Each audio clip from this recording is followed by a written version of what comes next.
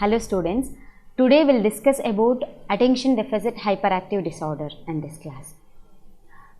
This disorder first described by Hendrich 1854, and before that it was called like the names, different names are like minimum brain dysfunction and minimum brain damage and organic dryness. After that Hendrich have described as a attention deficit hyperactive disorder. So, when come to this attention deficit hyperactive disorder, mainly it occurs in the childhood age only, and the more we can say in male than females, and the symptoms are like attention problem will be there, hyperactiveness will be there, and some kind of attention disturbance will be there. And in this attention deficit hyperactive disorder, the major 4 clinical types are with hyperactive disorder and without hyperactive disorder, and residual type and conduct disorder. Attention deficit hyperactive disorder with hyperactiveness. So, mainly the symptoms are like, the criteria are like the poor attention will be there. So, they can't able to attend properly, and when come to the classes, when come to the classroom settings, they will be facing difficulties in attention, and they will be facing concentration problem, and also attention will be shifting from one place to another place and one point to another point, that will be there, and they can't able to listen. When we are seeing that children's, the listening skill will be less, and also easily distracted by any kind of stimulus, like if it is any disturbance, any voice, they will be easily distracted, that will be there, and often lose their things, they lose the things and they can't able to remember that, they'll forget that. So, that will be there in attention problem. And when come to hyperactivity, so highly active, they are active more than that, and they are like restless. Not even a single time they will sit in a one place, they will move from here and there, and they can't able to concentrate, that will be there, and talk excessively they talk with their classmates, their teachers, and they will irritate other students, they can't able to attend, and they will irritate other students also, and interferes with other students activities. Usually the class time they can't able to listen, and they will disturb other students, as well as they will interact with other students, like if the children are writing something, suddenly they go and they disturb that children, or it may be they will interact with that children. So, that will be there. So, interaction behavior will be more. And when come to the impulsivity, the act before think, they will not think, they will act directly, they will act that. So, they will not think a second also. So, that will be there, and difficult to wait for a turn. So, when come to the activities time, or it may be when come to this game time, they will not wait for a time, their time. So, they will do activities before only. Actually, the turn will be there, but they will not wait for it. So, majorly the hyperactive symptoms will be there, attention symptoms. So, the attention like difficult to concentrate and difficult to maintain attention, and the disturbance in concentration, that will be there, and moving here and there, so that will be there, and hyperactivity, the restless behavior, restlessness, and they will show restlessness in classes, and also they will interfere with other students activities, so that will be there. And when come to impulsivity, continuously they will not wait for their turn, suddenly they will do the activities, that will be there.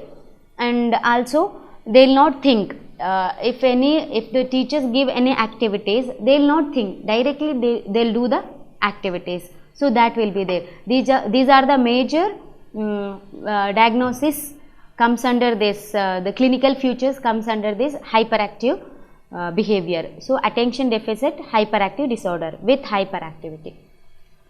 So, when come to attention deficit without hyperactivity, so rarely seen disorder, here when come to this, hyperactivity will not be there, as common said, like attention problem will be there, and attention disturbance will be there, and attention span will be disturbed, and they can't able to listen. So, these are the things will be there, but hyperactive features will not be present in this attention deficit disorder. And when come to residual type, this is diagnosed in a patient with attention deficit in adulthood. So adult age, adolescent time, if the child is facing this attention problem, that time we call residual type problem. So same as attention problem will be there, hyperactivity will be there, and impulsivity will be present. And when come to another type, that is the last type, and hyperactivity with conduct disorder. So attention deficit hyperactive with conduct. When come to this conduct disorder, mainly the antisocial behavior they will show, like robbery and like harming others and escape from situation and going here and there and moving from homes. So major symptoms they will show. These are the symptoms are shown by conduct with conduct disorder. So the major clinical types are, one is with hyperactive and another one is without hyperactive, and the third one is residual type, and the fourth one is with conduct disorder. So the little difference will be there in this. When come to hyperactive disorder, major hyperactive activities are shown and attention problem will be there, and without hyperactive behaviors are not seen, and residual type, it's adulthood time they will facing these problems, and this hyperactive with conduct disorder, mainly the antisocial behavior they will show. Most commonly diagnosed in the elementary school only, because in that time preschool and all they will show the this disorder, this kind of characteristics in childhood age only, though before the age of 7th, and the majority with like we are going to diagnose through the criteria based, either DSM-4 TR criteria or it may be the ICD-10 criteria. So minimum at least 6 major behavior they should show under this diagnostic criteria. So through that we are going to find out the person problem, find out the children problem.